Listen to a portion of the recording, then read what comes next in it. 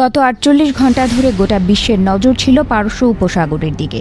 ইরানের দুর্ভেদ্য মাটির গভীর থেকে নিজেদের পাইলটকে ছিনিয়ে আনার দাবি করেছে মার্কিন স্পেশাল ফোর্সেস। মার্কিন প্রেসিডেন্ট ডোনাল্ড ট্রাম্প একে মার্কিন ইতিহাসের সবচেয়ে দুঃসাহসিক অভিযান বলে বর্ণনা করেছেন। তবে আদৌ সেই পাইলট উদ্ধার হয়েছে কিনা সে নিয়ে আছে বেশ ধোঁয়াশা। গত শুক্রবার ইরানের আকাশসীমায় টহল দেওয়ার সময় ভূপাতিত হয় আমেরিকার অত্যাধুনিক F-15A স্ট্রাইক ঈগল। বিমানে থাকা 2 ক্রু সদস্যদের মধ্যে একজনকে তৎক্ষণাৎ উদ্ধার করা গেলেও নিখোঁজ হয়ে যান অন্যজন। শুরু হয় এক রুদ্ধশ্বাস অপেক্ষা। তিনি কি বেঁচে আছেন নাকি শত্রু শিবিরে বন্দী? হোয়াইট হাউস থেকে সরাসরি নির্দেশ আসে, কোনো আমেরিকান যোদ্ধাকে ফেলে আসা যাবে না। নিখোঁজ পাইলটকে উদ্ধার করতে ইরানে মোতায়েন করা হয় কয়েক ডজন যুদ্ধ বিমান এবং বিশ্বের সবচেয়ে প্রাণঘাতী অস্ত্রশস্ত্র। শুরু হয় ইতিহাসের অন্যতম বড় সার্চ অ্যান্ড রেস্কিউ অপারেশন। ইরানের দাবি অনুযায়ী এই উদ্ধার অভিযান আটকাতে তারা সর্বশক্তি দিয়ে ঝাঁপিয়ে পড়ে। তেহরানের পক্ষ থেকে জানানো হয়েছে, দক্ষিণ ইস্পাহানে আমেরিকান একটি বিশাল C-130 মিলিটারি ট্রান্সপোর্ট বিমান গুলি করে নামিয়েছে তারা।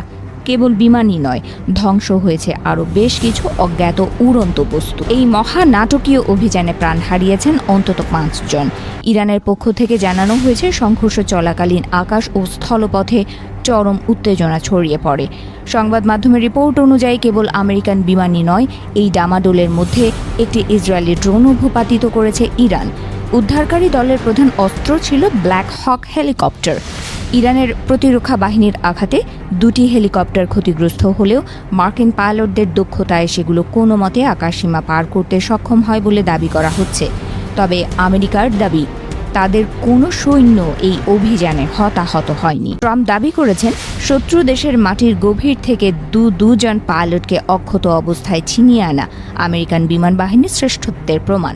ইরান শত চেষ্টা করেও এই উদ্ধার কাজ রুখতে পারেনি বলে তিনি তেহরানকে কটাক্ষ করেছেন।